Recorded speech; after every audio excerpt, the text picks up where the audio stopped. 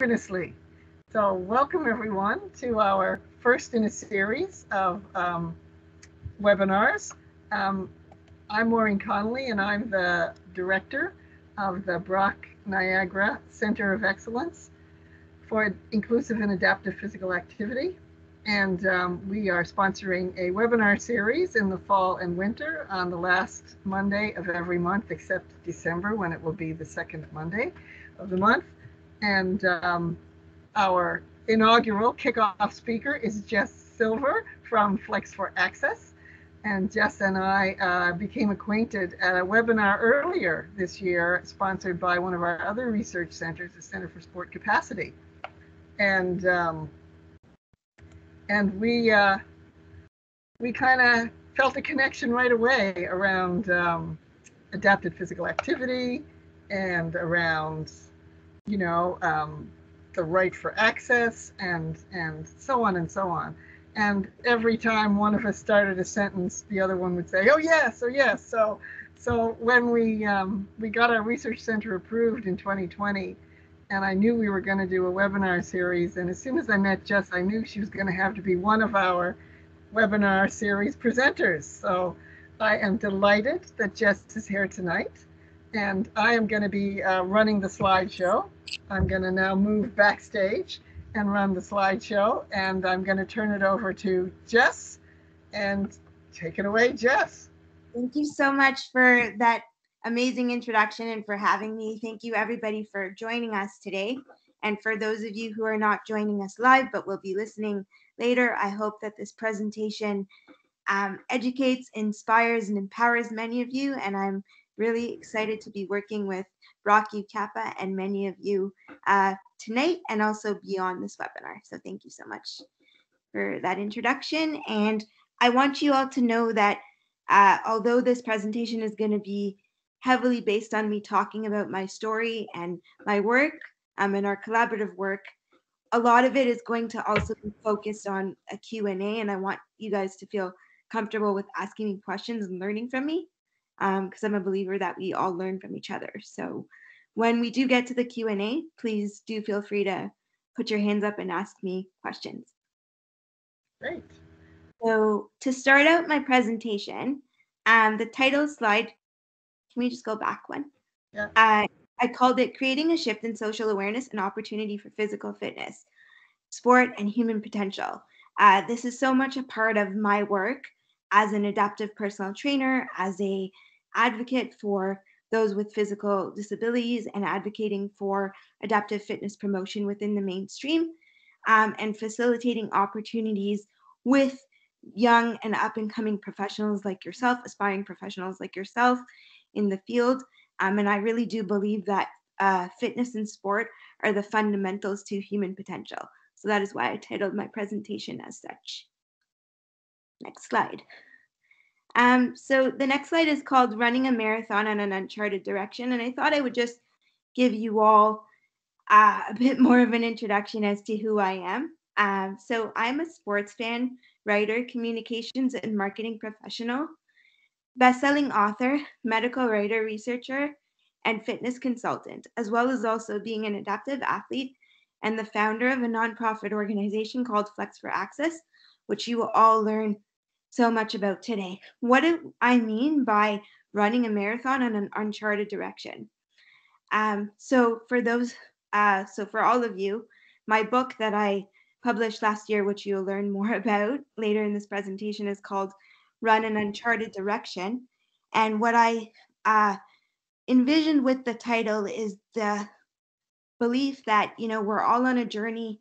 We're all on a very similar journey that is known as life, but all of our journeys are uncharted, meaning that we don't know what we're presented with until we actually start developing and learning from our experiences, and becoming better people through the experiences that we have, be they adversity or more positive experiences. And when I talk about myself running on an uncharted direction, I've always seen my life as being, and my purpose as being, really about discovering my personal truths in the most unconventional way. And that for me means going against the status quo, embracing the unknown, and defining and creating unheard of possibilities in every facet of my life. And that is a picture of me at the bottom of the screen. Next. So, channeling adversity into what provides us with an edge in life. As you get to know me, I hope that you will understand that I'm very much a proponent and believer in the fact that adversity makes us stronger. And adversity gives everybody, regardless of who we are, an edge in life.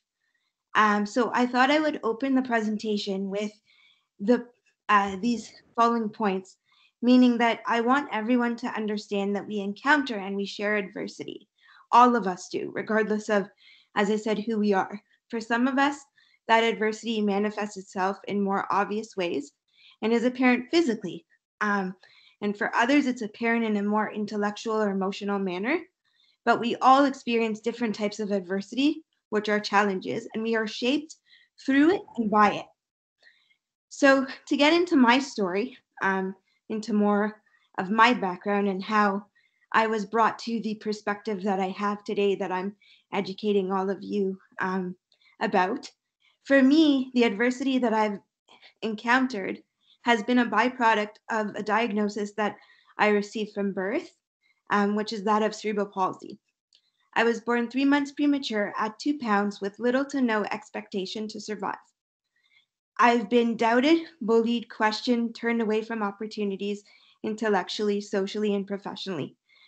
Just before I keep on going with what the slide says here and elaborating on it, I want to say that when my parents received the diagnosis that I was given at birth, they didn't know how my cerebral palsy would manifest itself and what I would actually be able to do. Many doctors told my parents that I would be blind, deaf, that I would be unable to speak, and really, like I said, had little expectation of survival because I was born so small. And when I was born, due to a brain bleed, the brain damage occurred, and little to no oxygen got to my motor cortex, which resulted in the brain damage and caused cerebral palsy. So most of, or all of my life has been about embracing that diagnosis or learning about my diagnosis and navigating life despite the adversity that the physical challenge has brought upon me and my family. But for me, finding ways to channel that adversity into my strength of character. It has allowed me to understand the reason for fighting for everything that I want to accomplish in life and finding a way to do things through different approaches, realizing that what challenges me, in fact, also strengthens and empowers me consistently. Having CP and using a wheelchair as a mobility aid and other assistive equipment has never defined me, and it has never stopped me from achieving anything that I want to accomplish. In fact, the physical challenge gives me an increased physical strength through engaging in functional fitness and having to teach myself different ways of moving and processing physical stimuli. I've come to realize and define adversity as every individual's ingredient to their own edge in life. And to give you more personal insight into my background, as I said, with being doubted my whole life and, really given kind of sideways looks of, how do you expect to do this because of your disability? I went on to get my master's degree in creative writing after receiving my specialized honors degree, bachelor's degree, and then after that got my medical communications degree, and have never allowed any sort of shade of doubt or, anybody's misconceptions of me stop me from getting into any arena of life that I've wanted to be in, whether that's sports, whether that's in communications.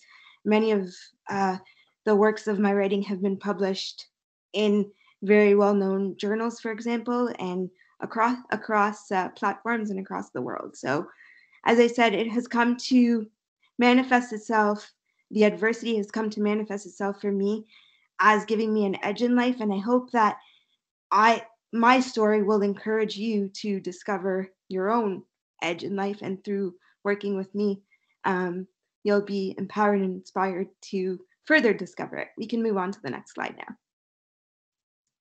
Oh, and just to go back for a second, I put a picture of a cliff on the slide because, first of all, I thought that was a beautiful picture.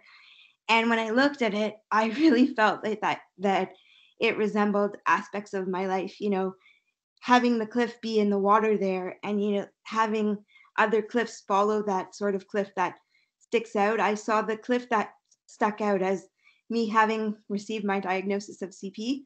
And then as I went through the other sort of steps in my professional career and in my life also before that, growing up as a child, et cetera, every time I was faced with an additional challenge, it's the cliff that follows, that one that stands out there.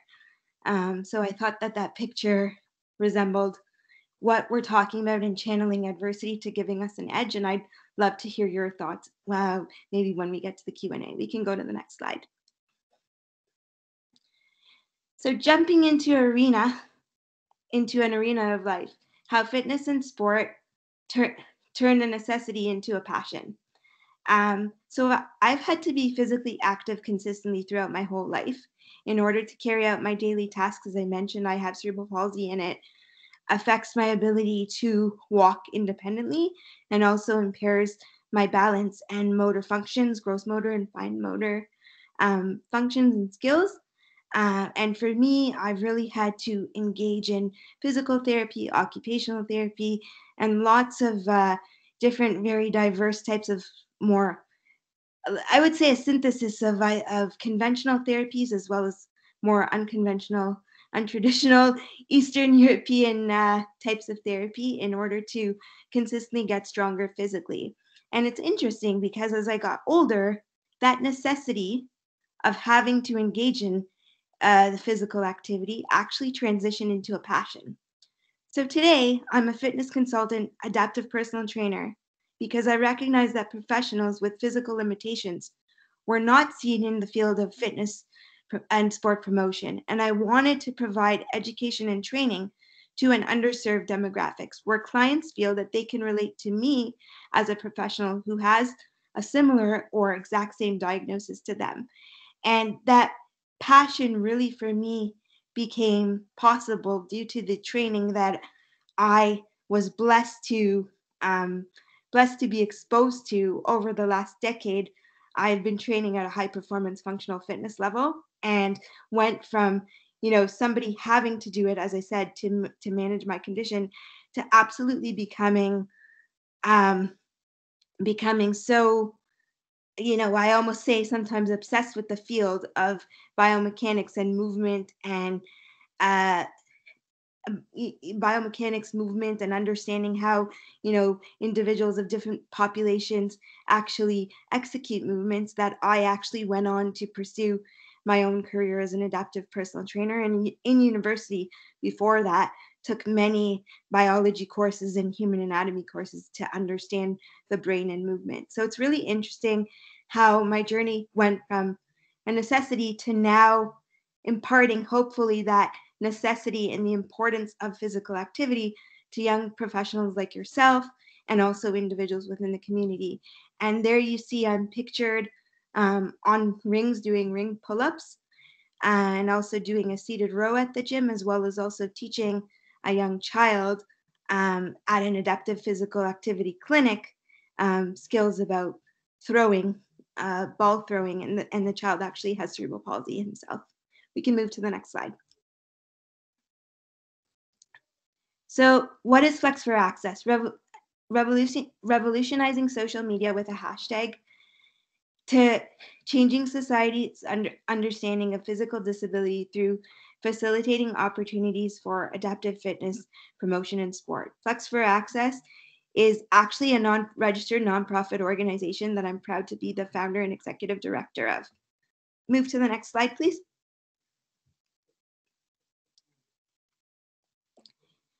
So the founding of Flex for Access. Flex for Access began as a social media awareness campaign. It started as a social media awareness campaign in actually May of 2015. I realized a few important facts which alerted me to create a change. These facts were that few people truly knew about and understood how CP, cerebral palsy, affects individuals and the fact that it affects more than 70 million people globally. Furthermore, few people understood the importance of fitness to disability management. Little to no opportunities existed for adaptive fitness in sport and its education prior to Flex for Access being created. So I created it in order to facilitate the opportunities that weren't there. And I'm so proud to be here today to be educating young and up and coming professionals like yourself on its importance. And, to know that these opportunities didn't previously exist makes me so passionate about the work that I do consistently every day because I recognized its need. And rather than being discouraged, as we talked about a couple slides ago, where I was mentioning adversity as giving us our edge, I could have very well, said at very early on in my life, just accepted my diagnosis of CP, said, yeah, I was given this diagnosis of CP. I'm physically disabled. There are so many things I can't do. Just accepted it and been content with it. Or, from an opposite perspective, could have been very miserable. But I did not do that. And what I did do, in fact, because I was have been training, as I mentioned, for over a decade, rather than, taking those looks of people looking at me sideways and up and down and kind of questioning my presence in the gym and saying, doubting me and saying, well, what are you doing here? You have cerebral palsy, you can't be training here, go and train somewhere else. Rather than getting upset, I actually took it upon myself to create this change. And so that's how we got to Flex for Access. It started out as a social responsibility campaign to revolutionize the attitude and the ways in which physical disability is understood and the importance of physical fitness in sport and the management and improvement of conditions. So actually, when I started it, it solely focused on CP, like awareness, and then also creating the opportunities for individuals with only CP. But then I expanded it to other disabilities and acquired injuries because I recognized that if I was to expand the populations, I could reach more individuals and have a greater impact. The engagement with the hashtag Flex for Access in posts of athletes and fitness and sport leaders, stakeholders, many of them like Professor Connolly and others, and individuals in the community, grew exponentially. And in 2017, I registered it as a nonprofit organization. And to date, the nonprofit organization has helped hundreds of individuals engage with and understand the importance of adaptive physical activity in the mainstream. Because again, we're talking about mainstream opportunities. We're not talking about an opportunity that exists outside of the mainstream. I always say on the fringe, but we're talking about an opportunity that exists within the mainstream for both the fitness professional who's qualified to learn about the importance of adaptive fitness promotion and sport and incorporate the adaptive programming into their programming that they do, as well as also for the clients to be able to go to a mainstream gym, studio, or clinic in order to partake in physical activity and adaptive fitness and sport. And I registered it as a nonprofit organization in 2017. And to date, over $20,000 has been raised, and countless individuals have had their lives changed because of the role that Flex for Access and adaptive physical activity has played in their lives, only to be growing, hopefully. Next slide, please. Flex. So what is our mission, mandate, and organizational activities for Flex for Access? Flex for Access's mission is to deliver adaptive fitness and sport opportunities to individuals with physical challenges and injuries within the mainstream and fitness and sport establishments. So these include gyms, exercise studios, adaptive movement, i.e. yoga, and dance studios, and also working with sports-focused companies. So one of the companies that Flex for Access has a partnership with also facilitates sports instructions for young children and also youth and adolescents to have their first introductions, many of them their first introductions to sport, such as basketball or tennis, for example, and takes them through the fundamentals of that sport, and also incorporates adaptive fitness fundamentals within that programming. So, what distinguishes Flex for Access from other adaptive physical activity nonprofit organizations and charities? It's the fact that Flex for Access facilitates both opportunities for adaptive fitness and sport, whereas most focus only on adaptive sport. Flex for Access focuses on the following: creating opportunities for adaptive fitness and sport for participants and clients who are affiliated with participating partners. So when I say participating partners, I mean the participating organizations that the organization works with, as well as also strength and conditioning coaches and yoga instructors, for example, who might be self-employed, but who have their studios and are partnered with Flex for Access. The organization also allocates funds which are raised to adaptive exercise equipment, which is then allocated to partnered facilities.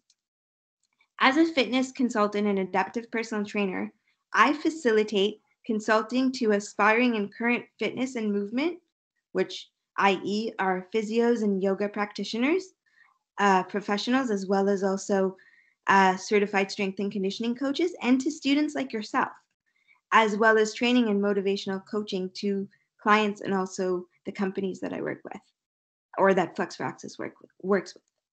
But the consulting is a service that I also provide outside of the activities of the nonprofit organization. The organization has helped countless individuals engage with fitness and sport and improve their physical condition and quality of life. The hashtag Flex for Access in posts of individuals flexing their bicep or engaged in training, so that's fitness-based training or sports or playing a sport, for example, has over 1.4 thousand posts attached to it on social media and continues to expand, proudly having a national and global impact and following. Go to the next slide, please.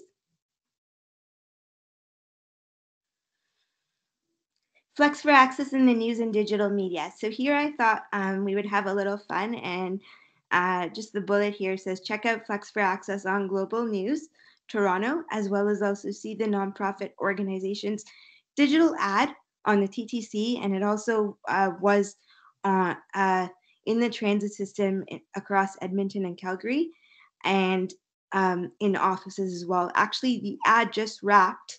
It had a 4-week run on the transit system, and it just wrapped on the 20th. And if you go to the next slide, you can see one of the pictures of the ad, as well as also the link to the Global News interview. Here, I can share my screen now to show you that. I just thought it would be nice for us to take a little break, and it's more engaging for all of you. By all means, yeah. Do you want me to stop presenting, Demi, or are you just going to take, oh, you got the screen, that's great. 1 second, I have to redo it though, because I didn't click the little audio thing. Here we go.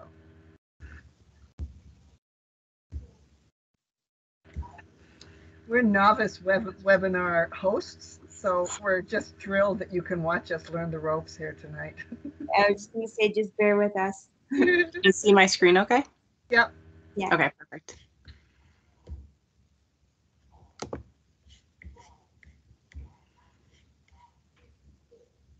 The sound's at the bottom there.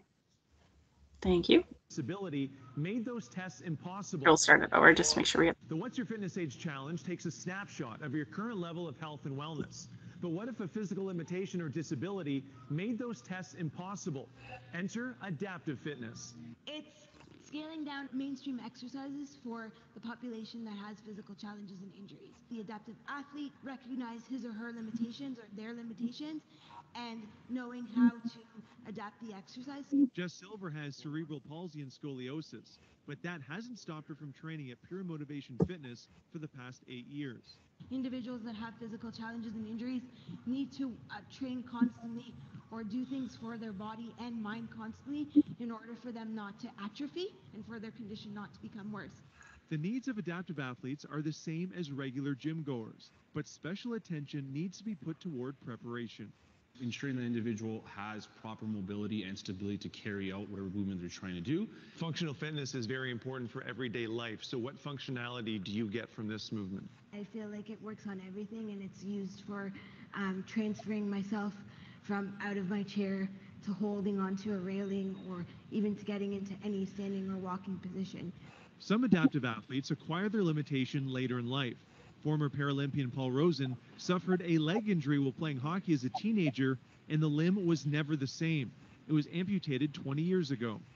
Physical fitness is the most important thing for disability because it gets your mind straight.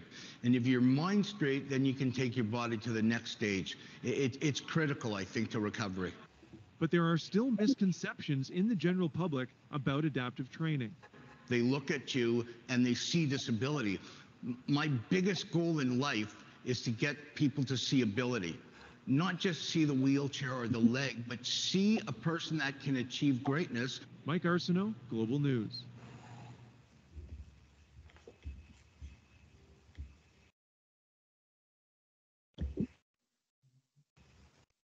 Okay, back over to you. All right. We can get back into our slides. All right. I'm going to have to pick it up again. Sorry.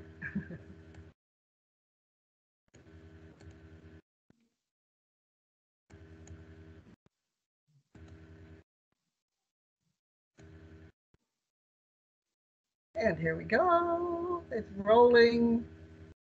It's loading. It's still loading. How do you like the play-by-play? It's still loading. We're still looking. I can't see it on my end. Here we come. All right. And we are resuming. Yes. Okay. Slide in. That is a picture. If we can just go back quickly. Yeah. Very quickly, I promise. That is a picture of the ad that ran on the TTC, as I just mentioned, and it had a 4-week run. And it says support Flex for Access, a nonprofit organization. The idea with that ad was for it to be timed with the Paralympics in order to leverage engagement with Flex for Access and also the importance of Paralympic sport and adaptive sport within our mainstream society. So I'm not sure how many of you may have seen it. I know that Elise, who's on here, did actually see the ad and sent me some feedback. So that was really cool. And I hope that many of you, I'll just say this before we get into our first Q&A, will also engage with Flex for Access using the hashtag in what I mentioned. So in posts, flexing your bicep in support of the organization, and also posting pictures of yourself engaged in training. And if we can focus on the importance of adaptive fitness promotion as a means of disability and injury management within the mainstream, that would be key in leveraging its message. So I hope to see that hashtag from many of you and to continue to grow and facilitate opportunities for adaptive fitness promotion within the mainstream. And I'm very excited to be working with Brock in order to do so. We can go to the next slide now, which is our Q&A. Excellent. So this is an opportunity for any of our attendees to ask some questions or make some comments. If you'd like to do that, just use the little raise hand function and I will call on you and you can ask a question of Jess or ask about our research center or make a comment on what's been going on so far. Go ahead, Bree. Hello, thank you so much so far. It's been a great presentation. I've learned a lot that I actually didn't know, so thank you. There was one thing that you said, Jess, that kind of stuck with me when you talked about the physical activity going from a necessity to a passion. And I wanted to kind of learn more about that. What kind of factors impacted that transition into a passion? Thank you for that question. I think it's honestly always my favorite question to answer, because people want to know how something that I've had to do my whole life, and many of us, things that we have to do seem boring to us because they're have to's. So how did I move from that have to loving and wanting to do what it is that I've had to do? The short answer to that question is that I was blessed to be exposed to my gym that I trained at for over 10 years. And because of the community that I formed out of there and the relationship that I had with my trainer and many other trainers there, I believe that they inspired me to become passionate about it and to question where I stood as an individual who had so many limitations. Many would say so many obvious limitations to movement, but I'm always, because I'm the type of person that I am, and I mentioned that I'm a medical writer too, I'm always looking for answers in the most unheard of, most undiscovered, you know, places. And so for me, whenever I did an exercise or whenever there was an exercise on the whiteboard at the gym, and I didn't know how to perform that exercise or I'd never done that exercise, rather than being afraid, I actually asked my trainer, what does this exercise involve, or why is this called the way what it is? And through his teaching and through others teachings, and because I've loved sports my whole life, so I've been around sports since I was 5 years old. I'm an avid basketball fan, and I just really strongly relate to athletes. I had that inside of me, and I feel like my journey is so akin to theirs. So I believe that that's where my passion came out of, and also out of the desire to change the perception of individuals um, about individuals like myself. So most people, and I don't want to make a very large generalization here or seem accusatory, but most people would think that an individual like myself would not be capable of, high performance fitness. And my passion came out of realizing that I really have an opportunity to prove everybody wrong by coming into the field, working really hard, getting really strong, and challenging the status quo, as I mentioned, and challenging people's perception. So I hope that answered your question. It absolutely did. Thank you so much. My pleasure. Thanks, Bree. Other questions or comments?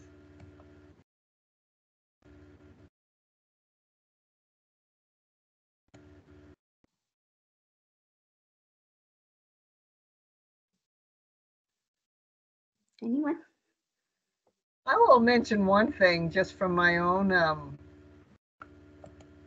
experience with chemotherapy, and one of the moving from something that is a must do to a thing that then becomes something that I'm more passionate about. So I'm a cancer survivor, and one of the challenges to chemotherapy is, well, from my particular cocktail of chemotherapy, was peripheral neuropathy. So I lost sensation in my hands and my feet as a result of my chemotherapy, and it also affects my procedural memory. So so things that I took for granted before, I now have to think about with a little more focus. And what's happened since then? I mean, that's a number of years ago now. That's I'm in remission now, and chemo is a happy memory. But the results, the peripheral neuropathy and the procedural memory stuff, those are things I had to learn to manage in the moment, so that I didn't fall over the stairs and keep burning my hands, and forget how to turn on the shower and print and photocopy and those kinds of things. So a couple of things happened for me. Number one, when I returned to work, I had to ask for help, which was not something that I was really good at before, because I was the one who gave all the help, and it totally opened me up to the world around me. Like, there were people in my world, there were people on my campus, and people in my life. They couldn't wait to help me, and it was a whole different kind of level of relationship, engaging people who want to help. And I would never have had that experience if I hadn't, had the effects of chemotherapy and needed people to help me. It was remarkable in terms of the kinds of things that opened up for me in my research, in my in the way that I engage with mentoring, in the way that I now do my teaching. It completely turned things around in my approach. And it also helped me develop strategies that I frequently saw in a lot of my autistic participants. Synesthesia, using one sense to carry another sense. We'll talk And about now, that later. yeah, and now that's what I do, right? Like in order to manage with my hands, I often have to use auditory cues instead of tactile cues. And with my feet, I often have to use visual cueing instead of tactile cueing. So, yeah, and I mean, that's really improved my research. Like everything about that learning has improved the quality of my research. It's improved the things I notice. It's improved the way I design programs. It improved everything. But it started as new things that I had to learn. Um, and it also helped me improve my sense of humor, right? Because when you have peripheral neuropathy and you can't do zippers or buttons or use keys, I would arrive at my office and just throw my keys on the floor to get it out of the way because I knew I was going to drop them 3 or 4 times anyway. So, but it's similar to what Jess is talking about. Is that a thing that that was a necessity? New things that I had to learn really did convert a lot of my research and teaching and took it to a whole other level. So that's another thing that we relate on, Jess. Yeah, thank you for sharing. I really appreciate you sharing that. And I'll just go off of just to further answer Bree's question. And if any of you have more questions, we'll have another opportunity for Q&A. Yes. But please ask me. Don't be shy. But what I was going to say was that to go further off of Bree's question is that, I guess what also makes me more passionate is realizing, just as Professor Connolly just shared with us, that, I have an opportunity to help more individuals that are in a similar situation to me, and also to be working with students like yourself in order to actually help teach all of you understand something like adaptive programming and how do you work with special populations. So it's that helping factor that further, gave me my passion and inspires me to work harder every day in my own training as an adaptive athlete and as somebody who loves working out, as well as also as being a fitness consultant and adaptive personal trainer. Does anybody else have any other questions?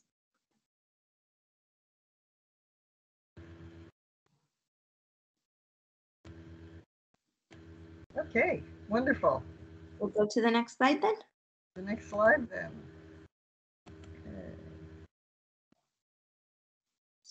So I titled this one From Purpose to Potential, and I think that it's a great segue. This discussion that we've started having is a great segue into this slide because it focuses on adaptive exercise prescription. What does that mean, and how adaptive exercise prescription actually has a transformational role for both the instructor, the trainer, or professional, be they a yoga instructor, for example. As I mentioned, FlexRaxis works also with yoga instructors, and the client. So adaptive fitness or movement and sport is defined as making modifications to programming to address individualized needs in how to carry out a movement due to physical disabilities and or acquired injuries. When I talk about acquired injuries, the populations that FlexRaxis works with are those individuals who have spinal cord injuries, and they acquire them later in life, as well as also amputees. Adapting a program means understanding a client's ways of learning and processing information and physical differences in need to create a suitable program. So it's perfect that Professor Connolly was just talking to us about cueing. And, tactile cues versus auditory cues, or visual cues versus tactile cues, for example, because each individual, because we're all unique, have different ways of learning and processing information. So a helpful tip to understand when we're creating programming is to understand that a client's needs, or the population that you're working with, may have a stronger strength in using one sense versus the other. And so we may have to tailor the programming to suit more of their strengths according to their senses. And also what you do is you trial and error the program. And that is very, very important for working with special populations. You're constantly assessing and reassessing what your client can and can't do.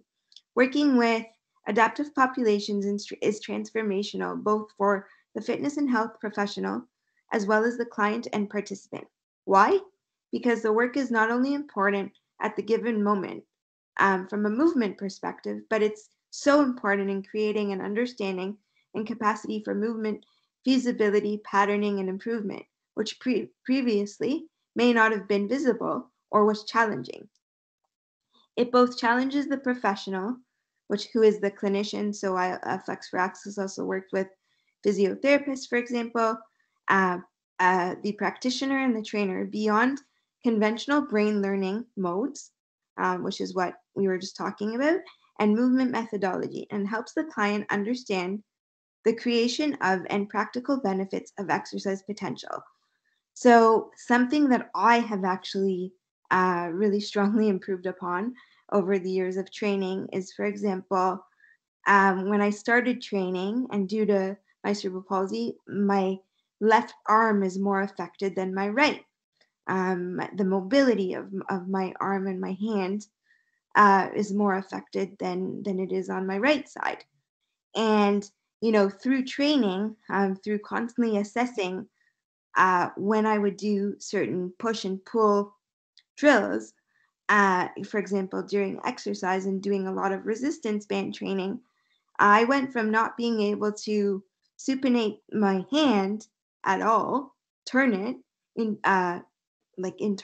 internally to do underhanded grip, to now being able to flip it on the bar and invert my grip. So that has been very exciting for me to see. And actually, in working with many of the children that I have worked with in facilitating different agility clinics and sessions with them, and also working with older adults, I have seen them tell me, Jess, there's no way I'm going to be able to do this, or I can't do it, or they'd be super frustrated when I asked them to perform an exercise.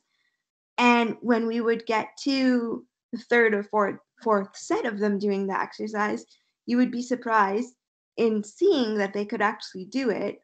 Whereas when we started, they weren't able to, or they didn't think they could. So it takes a lot of not only convincing, but also a lot of performing of the exercise and constantly assessing and reassessing.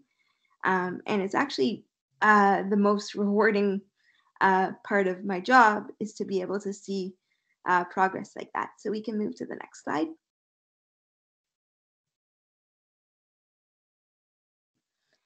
So exercise prescription fundamentals, movement and other strategies. So I thought I would give all of you some of my tips and tricks or fundamentals to actually creating exercise prescription and programming, and what is so important. So communication for me is everything. As I mentioned, I am a communications professional and a writer and marketer. So largely what I do for a living, outside of also being in the fitness industry, is actually communicating and developing content.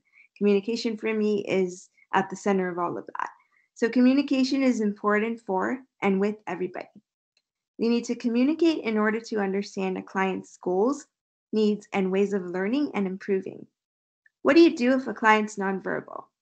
Many people would say, how do I work with somebody who can't speak?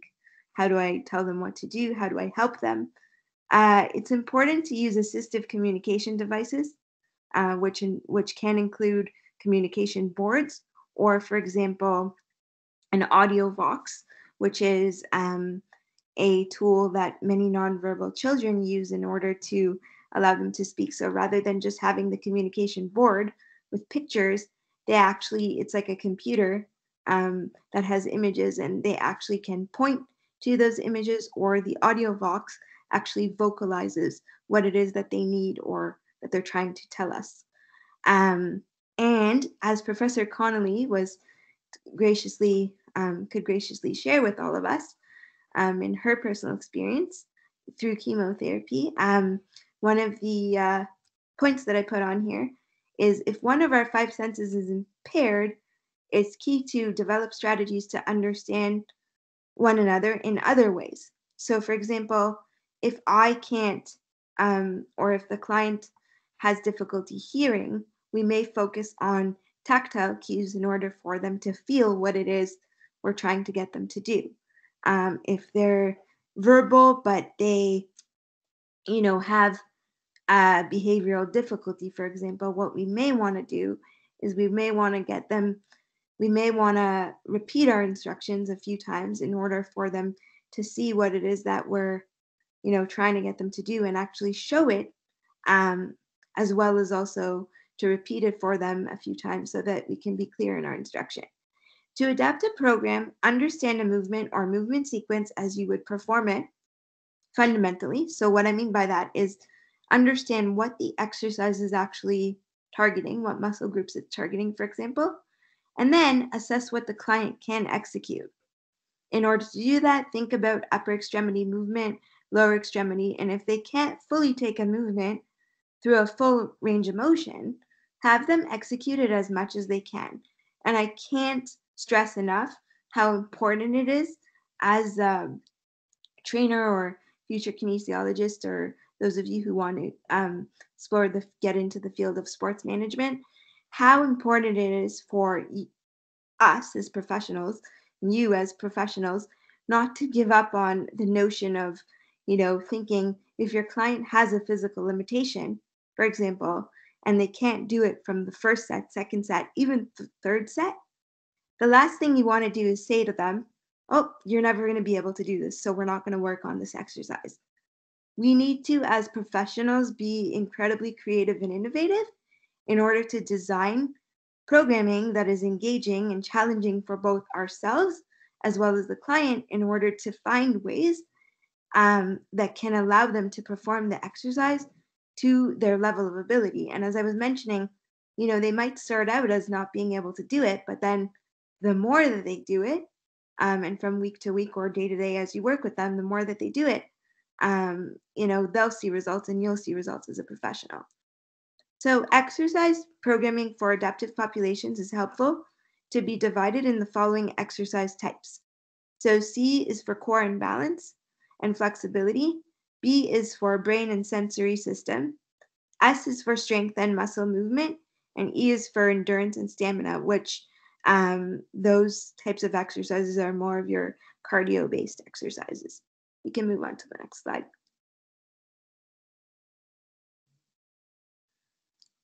I don't know if anybody wants to stop me if you kind of feel like any of these slides are, you need a few minutes to absorb.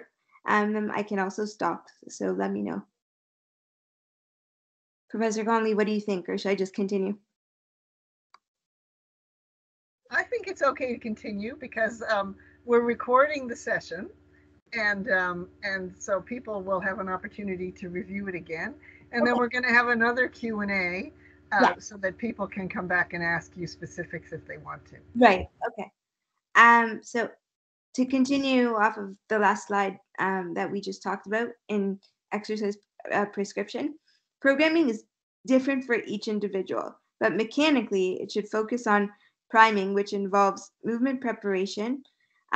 This involves dynamic stretching, activation exercises for the glutes and hips, for example, which was very important for myself as an individual who has cerebral palsy. When I started, this is an aside for all of you, when I started out on my training journey, I had almost zero glute activation ability. and my trainer and I did a lot of isometric movement, isometric holds on the wall in order to actually get my glutes to start firing. And now I can actually, they do fire, and I can actually squat and do many core exercises and also lower body exercises that involve the glutes. So that's a testament to not giving up on a particular muscle group, or the idea that, you know, your brain can't process certain movement. The more that you do it, as I said, the more that you drill a pattern, the more the pattern becomes cemented into our circuitry, into the neural circuitry, and that is very, very important for special populations. Sorry, I got sidetracked there. So programming focuses on stretching, activation exercises for the glutes and hips, mobility focus, strength exercises, which involve push, pull, and explosive movement drills, such as ball slams, box jumps, squats, for example. And also for me, one of the explosive movements that I also was working on was, for example, hip hinging. So from my chair, getting my hips to hinge. So getting pulling my body forward and getting my hips off my chair, and having my hips banded with a resistance band, and hinging back was sort of trained as an explosive movement to get my brain to understand how that movement was processed, and also focus on speed when we were doing it. The programming should also involve injury risk prevention and conditioning, metabolic conditioning, which is rowing, for example. Next slide. So I thought I would narrow it down to specific exercises, because many of the professionals I work with say to me, you know, can you give us examples of exercises that you've actually adapted, and how do you do that? So I thought I would give you guys here examples of fundamental exercises that I've done with clients and also with fitness professionals that I've worked with, and actually break them down. So here are a few of them. Shoulder retractions are the first one that I have here. Our shoulders are crucial to our posture and back health. A shoulder retraction can be also called pinching your shoulders back to straighten your posture and control and strength of a motion. To do a seated retraction, you can even hold your arm closest to your body, to the left side, for example, and using a resistance band, pull back slowly using the resistance band. And what you would want to get your client to do is to pull their elbow as far back. If they're seated in a wheelchair, their elbow would be touching the backrest of their chair at that point. If you're doing a standing shoulder retraction, in the standing position, you can use the wall to push through with one hand at a time to drill the pushing motion with your arms as straight as possible, and retract or push your shoulders back. So again, using my lived experience, I will share with all of you that for individuals who have cerebral palsy, for many of us, I don't want to speak for everybody, but for many individuals, the pushing motion is actually very difficult, because we're so used to gripping on to something in order to hold on to balance. So what you want to do is you want to drill the pushing motion in order to actually get the client to use their hands and push through the wall, as opposed to gripping onto a band or a table or chair to hold on to. And it also takes them out of spastic positioning or incorrect positioning. If they're pushing, you can actually get their shoulders to be straighter and them to be in a straighter position. If it's possible for the client, you can have them retract doing a single arm row or bilateral with a resistance band. You want to get them to breathe in and visualize the movement, or relax and control that movement, and use the breath as a cue, when they release forward. So you want to get them to pull back, and you want to get them to relax as much as they can, even though they're maintaining tension when they extend their arm forward. Another example of an exercise is a reverse fly. So for this, if you can get the client to lie flat on their stomach and extend their arms slowly forward, breathe in for 3 seconds and breathe out for 5 seconds, and pull their arms back to their chest. So first their arms are straight out in front of them, and then they're pulling them as far back to their chest as they can. They would perform a reverse fly. The progression of an exercise, of that exercise, is to be able to do a reverse fly with dumbbells or a resistance band. A regression would be the resistance band, and a progression would be to do it with dumbbells, for example. As the instructor, you always want to assess their positioning, and you can place a yoga block or foam roller between their knees to open up their hips or pelvis to allow them to feel more relaxed. Another example is a plank. So planks are actually a very difficult movement for most individuals, whether able-bodied or those who have physical limitations. But there are different ways to do them. You can do them on your hands or elbows.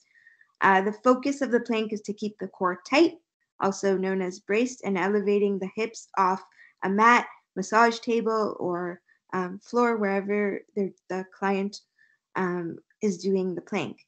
And you want to have the client hold the push-up position if they're doing a push-up plank for 15 to 30 seconds. But even if they can't hold it for 15 seconds, even if they can hold it for 5, they're still doing a plank. And it's key, as I was mentioning before, not to get discouraged as both the professional and the client in saying, oh, they're only doing this for 5 seconds or 2 seconds, therefore they're not doing it.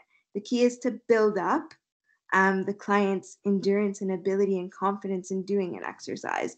And that's part of physical literacy, is establishing that confidence. So even if they're doing it for, a few seconds, they're still doing it.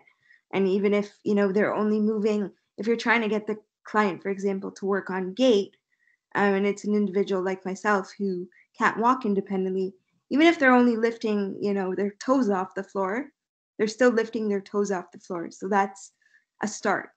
And if the client is non-ambulatory or walks with assistance, you can assist with the transfer if that's possible, if they feel comfortable, to the floor. If the client can be seated, work with them on having them strengthen their triceps. So variation of a plank that I was trying to get at here is if the client can't be lying down on the floor, for example, if it makes them nervous or they're too spastic, a way that you can still drill a movement that's similar to a plank in order to focus on targeting the same muscles, for example, targeting the triceps, is by having the client who's seated in their chair push through their forearms when they're in, for example, their manual chair or even a power chair, through their armrests of their chair while they're bracing their core. So you really want to get them to focus on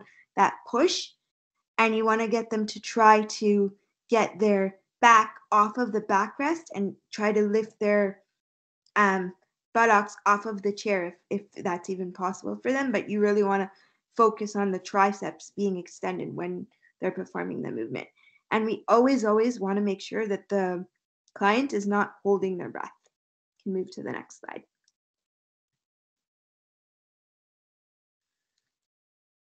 So this is a slide again where I thought I would talk to some of you and find out why some of your reasons for pursuing kinesiology and sports management, and also for you guys to ask us what projects are ahead of us for Kappa and Flex for Access.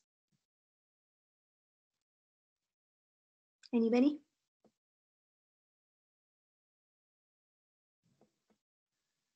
Yeah, we're happy to talk about our research center and where it's going. I know we have a colleague from Windsor here who I just met because of our communication about your session, Jess, which is really great. So one of the things we're hoping is going to happen with our research center is that we are going to open up some good networking possibilities with colleagues from other universities with, a similar appropriate sensibility. And one of the other attendees tonight, Brianne Redquist. Brianne started out as a S.N.A.P volunteer. 2012, I guess.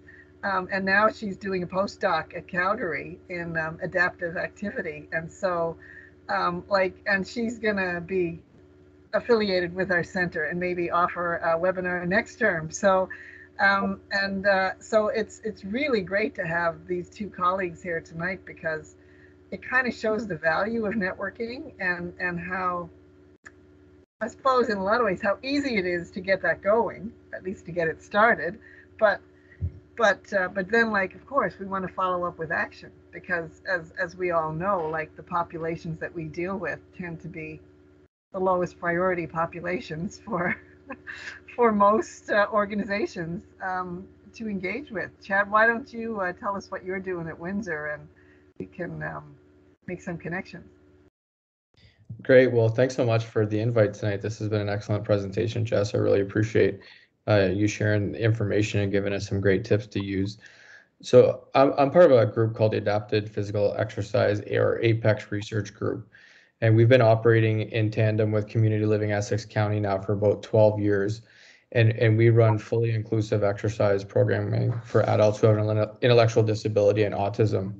And so our community members come down to the university twice a week, and they work out for an hour and a half, one-on-one with our kinesiology undergraduate students, who kind of act as their personal trainers, if you will. And so, you know, there's a few things to the program, but they work out, and then we have a sport and game activity standpoint. So they go into the gym, they do a 20-minute cardio session, they do a whole body resistance training session, and then we go out into our sportplex, and we'll play badminton or basketball or long jump or frisbee, or there's kind of a whole host of options that they get to pick and choose. And you know, they get to meet new friends and play different games, and it's kind of morphed into a whole bunch of different activities, and it's just been really rewarding. And so we've been keeping, you know, we're like everyone else, we're constantly looking for funding. So the program's completely free for our participants. We subsidize parking because, as you know, all universities, parking is really expensive, and transportation costs, and we try to do social things. And you know, we've researched the physical activity standpoint of it, which, you know, I think we can all agree physical activity is great for every single person. And so that those results weren't surprising, but we've kind of gone in a little bit now into employment. We've done a lot of work in bystander, actually. So just one small thing is we kind of track who's in the fitness facility while our program is operating. And then what we did is a qualitative interviews with those bystanders to understand if it changed their perception of adults who had an intellectual disability or autism, or what kind of took away from the program. And a lot of valuable kind of results came from that. And, you know, we're lucky being 10 or 12 years out now. I think we've surpassed like 300 volunteers. And so we just got a SHIRK PEG grant, and we're actually going back to look at how them being involved in the APEX program while they were in university, how did that affect their career decisions, their volunteer decisions, the organizations they get involved with, and are we getting more people with a kinesiology background working in these organizations, and they can be the fitness and health experts that we want them to be. So we're a little bit all over the map in a variety of different projects, but the heart of it is really offering inclusive, adapted physical exercise for our community members, because if we're not doing it, access is pretty limited. So again, thanks so much for the invite tonight. It's been a great presentation. It's really nice to connect with you all. Oh, my pleasure. And I'm looking forward to connecting with you, and also connecting with Brianne and everybody who's on here. And as I mentioned, you know, don't be afraid to ask me further questions. What we're really excited about is I'm excited to be working with Professor Connolly on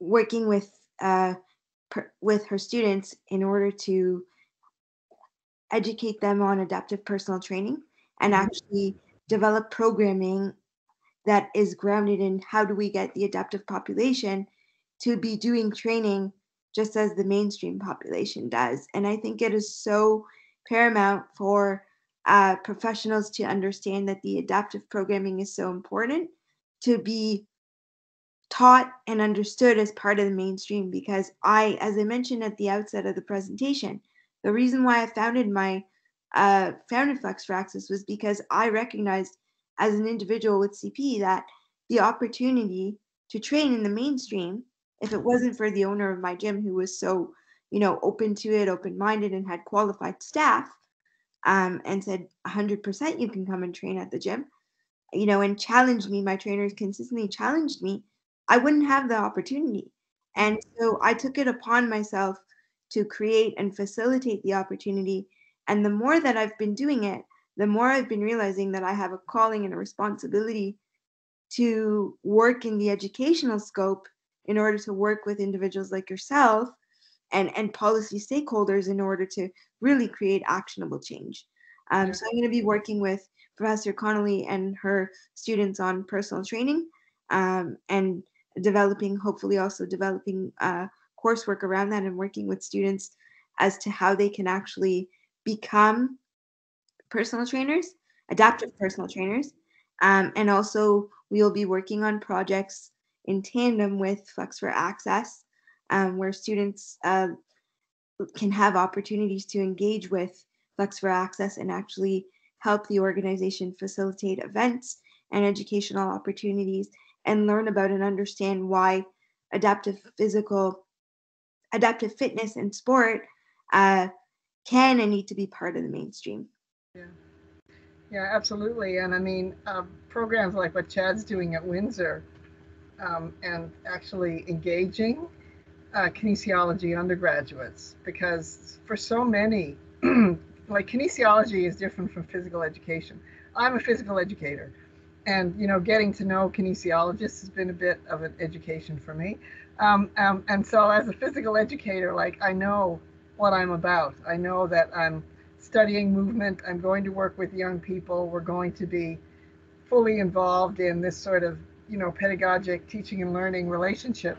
But I think kinesiologists have a bit more of an ephemeral sense of their career, because so many use kinesiology as a degree before they do their next degree, which is sort of unfortunate, because there's such a crying need for good qualified kinesiologists in the community to be doing what kinesiologists do, not let's get a kinesiology degree so I can be a physio or an OT. Let's get a kinesiology degree so I can be a kinesiologist, right? And get out there and be a part of community programs and fitness programs and conditioning programs and, adaptive sport, if that's where, they end up going. But I think what we've found is the same thing that you found, Chad, is that the more people we get involved, the more we can educate simply by being present in the world, because it's like disability communities and neurotypical communities, they're like these two solitudes, like they hover side by side, but they don't interconnect, which is absurd, because unless we die quickly, disablement awaits us all. Yeah. So why shouldn't we be preparing our practitioners for all of the bodies that we are going to be, right, as we age and change? This isn't an unlikely future for any of us. And we've talked about that numerous times, Professor Connolly, already. Yeah. And it's interesting through my own experience, and even in overhearing kinesiologists and personal trainers who have not worked with special populations. They say, well, why would I need to know how to work with special population? I'm never going to be working with somebody who has limitations. So how is this relevant? And exactly to what you just said, all of us have limitations, as I said at the beginning of this presentation. For some of us, they're more obvious than others. And like you just said, with the aging population and with the onset of various diseases, and conditions, people are going to be acquiring their disabilities. And if that attitudinal or perception and understanding is missing, there's a real problem, because, we're going to look at the mass population, which is going to be all of us, and we're not going to know how to help each other, what resources are going to be available, because like I said at the beginning, we, as part of a special population, I just said we because I grouped myself into the special population, exist on the fringe.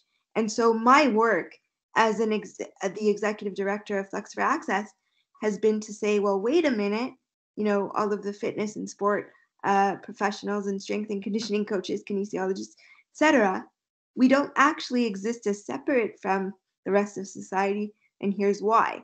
And to actually facilitate the opportunities within the mainstream. So does anybody else have any questions, comments? Do you want to go to the next slide?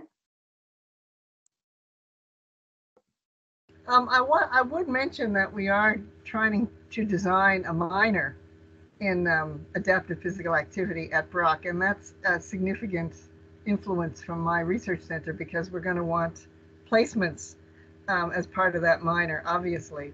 And in my institution, a minor is 4 credits. Yeah, I thought you'd like that, Bree. Yeah, if only it had been like 8 years ago. So, so that's I'm the chair of our curriculum committee this year, and that's sort of on our plate to organize this minor in adaptive activity, and that's one of the reasons why I'm so very interested in Jess's program for adaptive personal training, because we could certainly create our own course, but it would be even better if we could use an external course and have it as a transfer of credit or a challenge for credit, because then we're actually supporting members of disability communities in their entrepreneurship, right? So I'm thinking that the minor can be really helpful as well in promoting adaptive personal training and other kind of career options for our kinesiologists and our physical educators, obviously, but especially our kinesiology students who really, I don't think, see themselves as kinesiologists, which is a darn shame. Yeah. I'm very excited about that opportunity, and I'll just mention here that prior to COVID, Flex for Access hosted fundraisers and events in person for the community to engage with the nonprofit organization and to amplify its impact. And one of the things that I'm very hopeful and excited about, hopeful that we'll be able to return to in person, and excited about having Professor Connolly's students actually work with me on creating events and helping me to amplify and grow the organization's activities as well. And I will actually be able to sign off as the nonprofit organization on those hours that you as students will get with working with Flex for Access. So I'm very excited about that as well. Great. Okay, I'll move you on to the next slide. So these are just some fun facts about me before we move to another Q&A. So I'm also an Amazon best-selling author of my memoir. It's called Run an Uncharted Direction, and it's right here. It is available on Amazon for those of you who are interested in learning more. And you can, can you see the whole cover there? You can also learn more about it by visiting the website, the organization's website, which is flexforaccess.ca. I'm an entrepreneur as the executive director and founder of Flex for Access. I also speak 5 languages. I love basketball, soccer, tennis, as well as other sports. Those other sports also include karate, for example, which I also did as a child. And I also love swimming. And I've met athletes and have an interest in sports psychology. And that is a picture of me lifting very heavy battle ropes at the gym. Next slide. Yes, that's a copy of my memoir, which I just showed you guys, called Run an Uncharted Direction.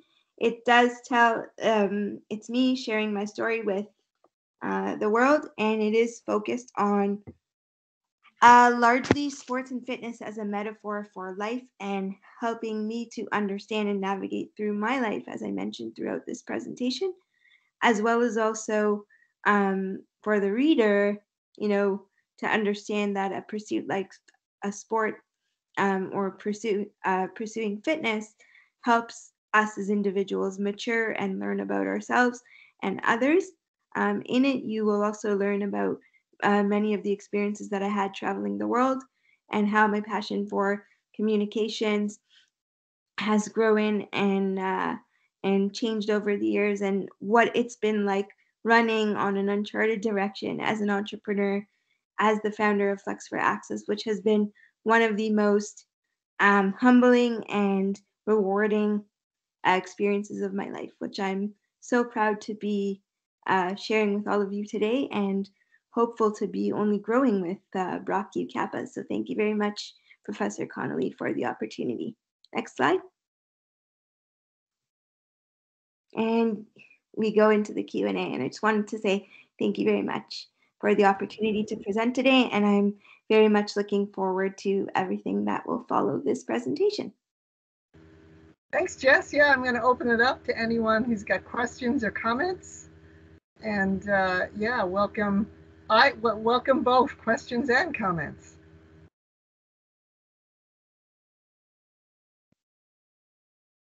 Great.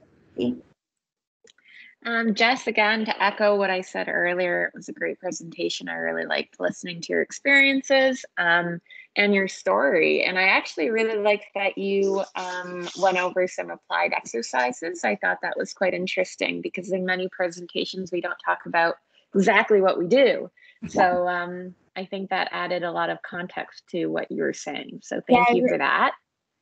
Oh, my pleasure.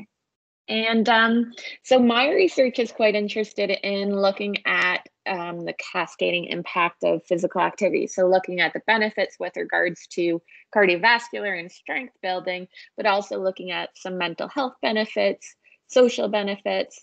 And I just wanted to know if maybe you have seen that directly in your work with your clients, if you've seen those benefits in addition to the physical benefits.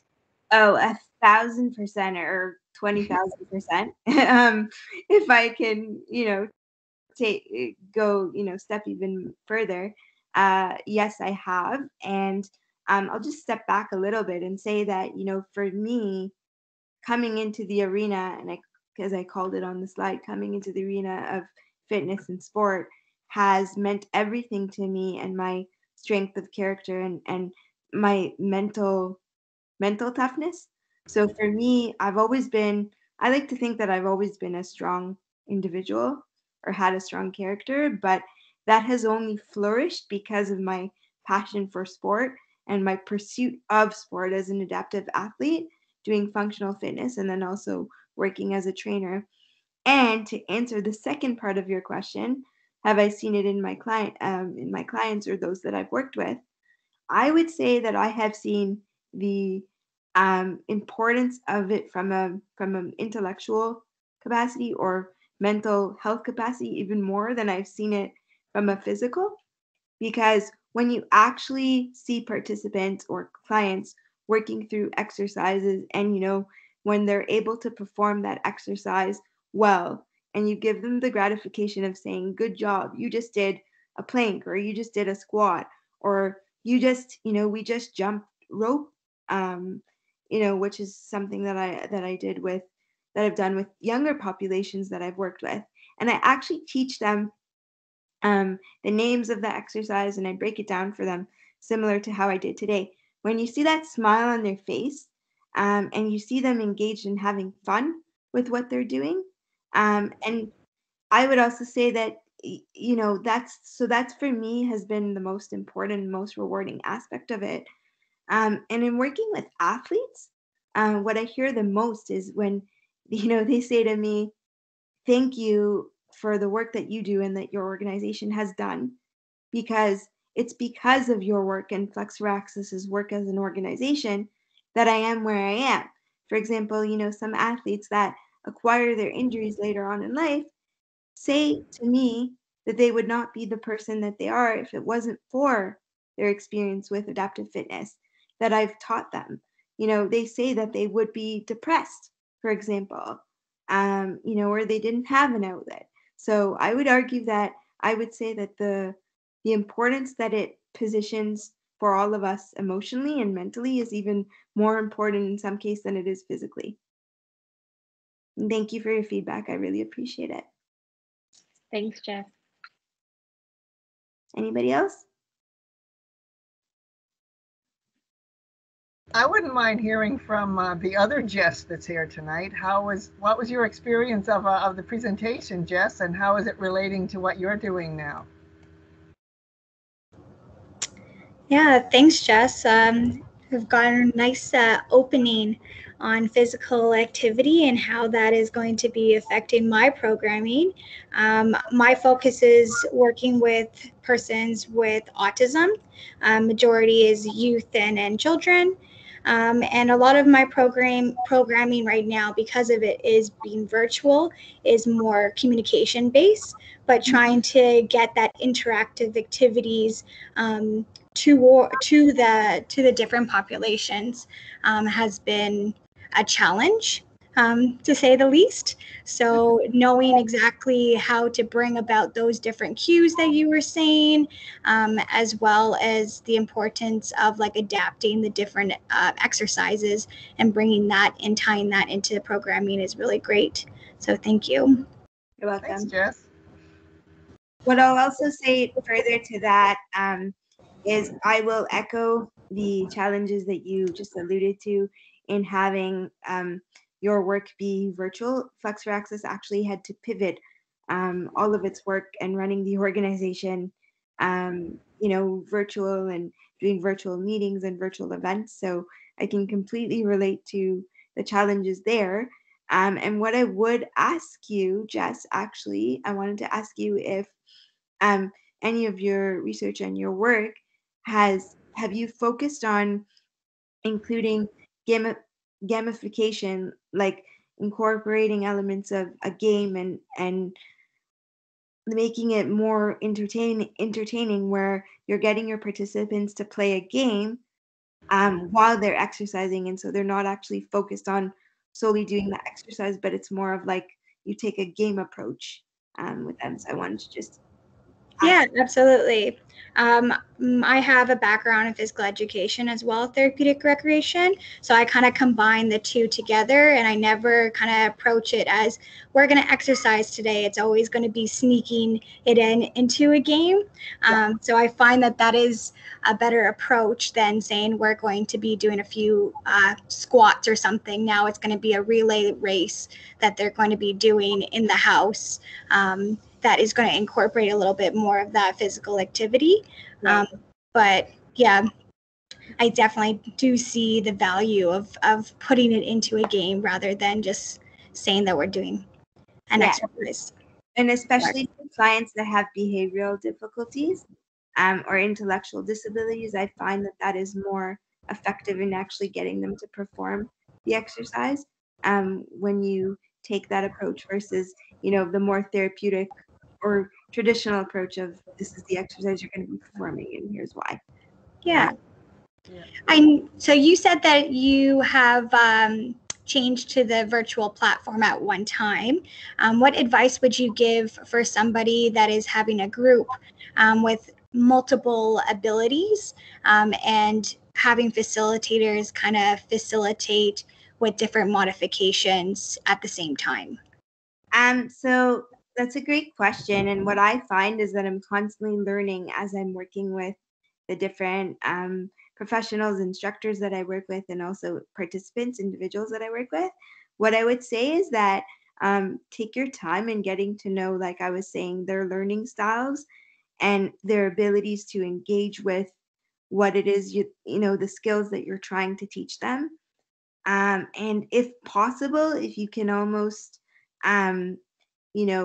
make it so that the group is smaller, so you give them more, not one-on-one attention, like one-on-one attention is great, but more focused attention, that would be a piece of advice that would be most important. And also to engage, what I would say is to engage the support person or individuals that the participants either live with or who they have as their support person, in order to help them with the programming and help them to understand how they can actually assist the individuals that you're working with in order to do the programming. For me, the pivot that the organization has had to do where it's been most challenging is, well, firstly, having to reach out to fitness professionals and stakeholders in the industry and say, these are the activities of the organization. We still want to be allocating funds to adaptive fitness-based training sessions and fitness programming, one of the most challenging things I had to do was actually realize, find out where the fitness professionals are in a climate like COVID, where, the industry has been hit really hard, and actually work very candidly alongside those professionals in order to help them realize that there are still things we can do virtually. And for me, that work has really taken on the scope of education. So I realized that during COVID, as an adaptive personal trainer and as somebody who has a lived experience and who runs a nonprofit organization that's focused on adaptive fitness and sport promotion, I realized the alarm bell kind of went off, and I said, what I have to do is I really have to hone in on the fitness education side of things in order to work with, university professors and college professors and faculty and policy makers in order to focus on the education, so that when we do get back to in-person environments, the fundamentals are there, the theoretical fundamentals are there, the curriculum is there in order to facilitate more of the opportunities. Yeah, Bree, you have your hand up, so I'll go to you next. Sorry, you know what? I didn't mean to have it up. I don't think I put it down from the last time. I apologize. We use a similar strategy in our program. We call it an embedded curriculum. And we've got a series of fundamental movement patterns that we know a lot of our participants have to practice, but if left to their own devices, they hate them. So rather than demanding them, we embed them so that they're a part of the activity that they're doing, and they don't actually realize that's what they're doing. They don't realize that it is. So then we get lots and lots of repetition without actually having to demand it, which also is good for safety and dignity, I think. Right. Yeah. Elise or Demi, would you like to make a few comments before we wrap up for the evening? I'd just like to thank Jess for taking the time to develop this presentation and give this presentation. I think it's really beneficial for community members and colleagues to hear your perspective and what your lived experience is. And I think they can take a lot of what you talked about and transfer it to their own context in the work that they're doing. So I really appreciate it as part of the CAPA team. And I'm really proud that you're our inaugural presenter. So thank you. Thank you so much. I really appreciate it. And like I said, I'm really excited about this being the springboard to all of our work. And I'm super excited about working with you in order to work with the community partners of Brock in order to facilitate more opportunities for engagement with Flex for Access and adaptive physical activity. I just wanted to ask Chad, the programming that you focuses on individuals who have intellectual disabilities, correct? Yeah, the vast majority of our programs are adults who have an intellectual disability and have autism.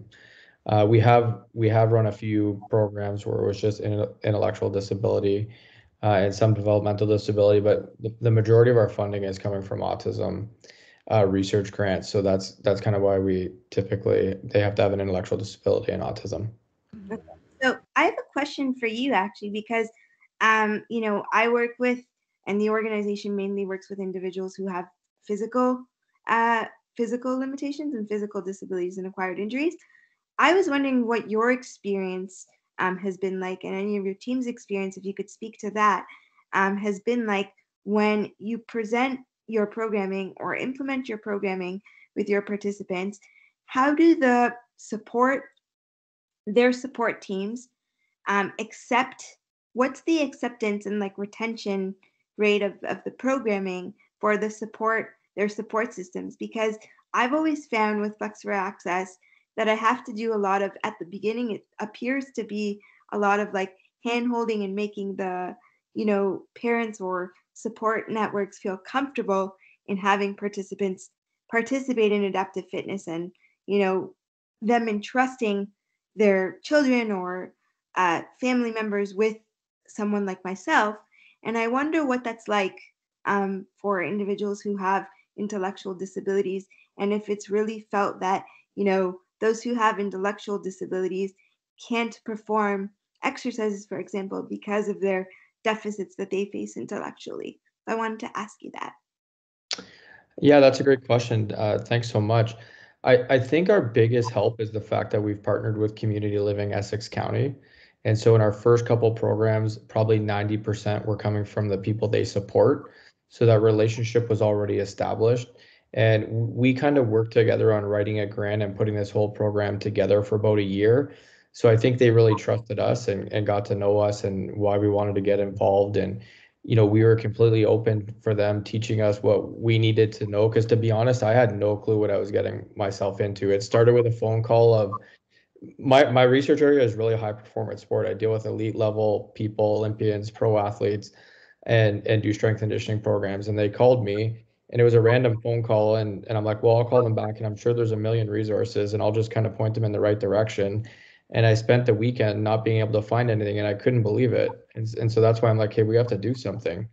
And so then we went to find money, and we got an Ontario Ministry and Sport Community grant, and we developed a curriculum. And to be honest, we had so much fun. It was like the most amazing research I ever did from that standpoint. And retention was, I mean, I don't think we had a single person miss a single session. And usually when you're in training studies, you can bank on probably losing 30%, if not higher in a good study. And Yeah, it was with just, elite performers.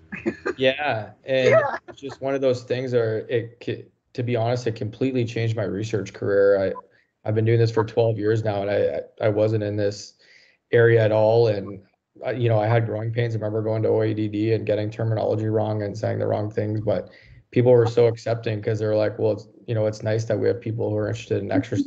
We need you to do it, right? And actually, and aside, I know, we were focused on the webinar presentation, but actually today, an article that I wrote for CanFit Pro came out today too. So today's a really big day for Flex for Access for myself as an adaptive fitness professional, because the article came out today and it focuses on why it's so important for the re-education to take place in the mainstream. And the reason why I do the work that I do, and what you said just resonated so much with me, is because it wasn't there before I started doing it. Opportunities for adaptive fitness didn't exist in the mainstream before Flex for Access, became an organization. So that's why I think we have such an important job, all of us, in order to continue amplifying the work that we do and furthering and also redefining people's perception, but also developing practical opportunities for it to happen.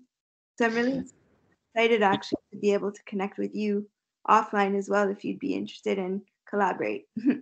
Yeah, for sure. And maybe something people on this call might be interested in, or maybe help me get the word out, or where I should be taking this. But we spent about 3 years developing an adapted physical exercise manual, and it's about 150-page PDF. We hired the people who participated in our program, so there's self-representation and pictures, and it's quite extensive, and it's everything from how do you pack your bag to go to the gym, what do you need to take when you get there, to these are the exercises, this is the exact program you can follow. And I think the one thing that was interesting to me is we've always invited the people who support them or their family members to participate with them. Because I'm like, if we can get them exercising or their family members exercising, They will do more. Yeah. Yeah. And then we found like, okay, when that person comes to support them on a Friday night, instead of it being a movie, they go for a walk or play basketball because they're on a new fitness journey too.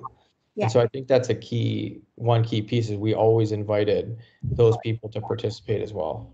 Yeah. Thanks for sharing that. And actually, it's interesting because Flex for Access and I'm working with my collaborators, and Professor Connolly is actually one of them. Hopefully he's going to be working with me on the resource as well, to put together an e-resource that I'm putting together in order for fitness professionals to actually know how to implement adaptive fitness programming.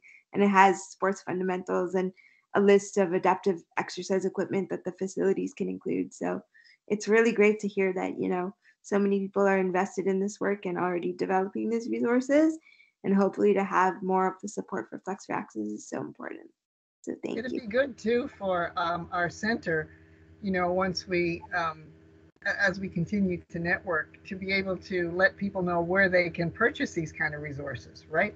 So, so that's something that we'll definitely follow up with both of you, with you, Chad, and with Jess, because if you're producing a manual and you want to get it out, we would be happy to link to it.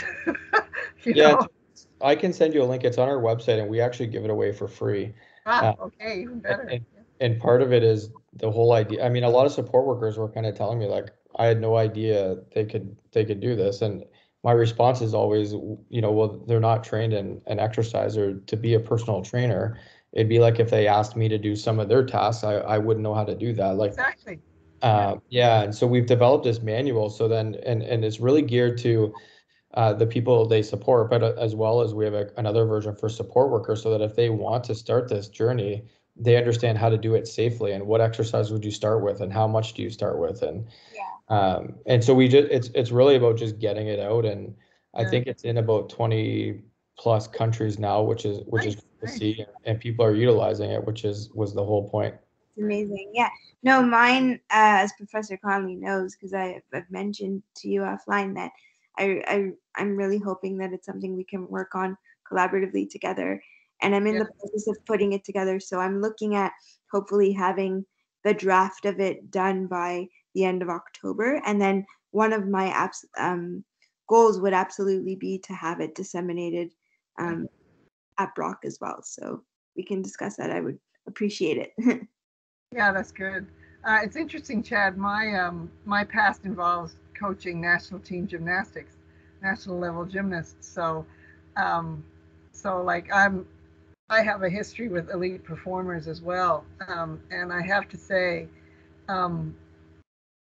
yeah, the work that I'm doing now is much more fun in many ways than working with a lot. I enjoyed my elite performers, don't get me wrong, but this is a different kind of elite performer because, you know, the expertise, like they are experts on the way the world treats them, you know, and there's so much to learn, really. A lot of our population, a lot of our programming in our research center is with individuals who are typically kept out of programs because they require one-to-one or greater supports.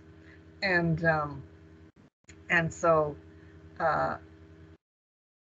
they're a very precarious group, right? And they're also at a lot of risk for significant health conditions because of, you know, of the inability of organizations and professionals to be able to adapt to their specific kinds of needs. But that's what we do. That's what we specialize in. So that's been amazing too, in terms of seeing the capabilities that lots of folks have that most people would assume they're incapable. They would assume that they don't have them. And what I think is missing largely is the understanding that through a introduction to fitness and sport, you're actually providing the ground for other skills to be developed and to be maintained and to be harnessed, to be, you know, perfected at almost a higher performance level, like I mentioned that I train at, right? So it's so interesting because you start out with the attitude of, you know, wait, how can you be doing everything that you're doing? You can't possibly be. And then, you know, you're kind of taken through, myself as a participant, you kind of take the professional through a journey of realizing, well, I totally underestimated you, you know, and then as you go through the journey together, you realize that actually it's fitness and sport that facilitates other capabilities. So that's why I'm so passionate about the work that we're all doing in order to make others realize that, you know, that is possible, and it's through fitness and sport that it is possible. So more individuals need to understand its importance. Anybody else? Well, thank you, Jess. That was just a great evening together, and thank you, Chad and Bree and Jessica and everyone else who attended this evening. And this is the first of others. We're going to have a webinar every month in fall and winter, and hoping Chad and Bree are going to be future presenters. Woo-hoo. And and yeah, so thanks for kicking us off, Jess. Thank you, my pleasure. Thank you for the opportunity, and I'm looking forward to many other collaborative opportunities. Bree and Chad, please feel free to reach out to me. I can be contacted at flexforaccess@gmail.com. The website is www.flexforaccess.ca. And Professor Connolly and Elise and Demi, I'm really looking forward to hearing from you soon and doing more great work together. Yeah, likewise. Thanks, everybody. Have a great night. Bye, everyone. Great night. Thank you.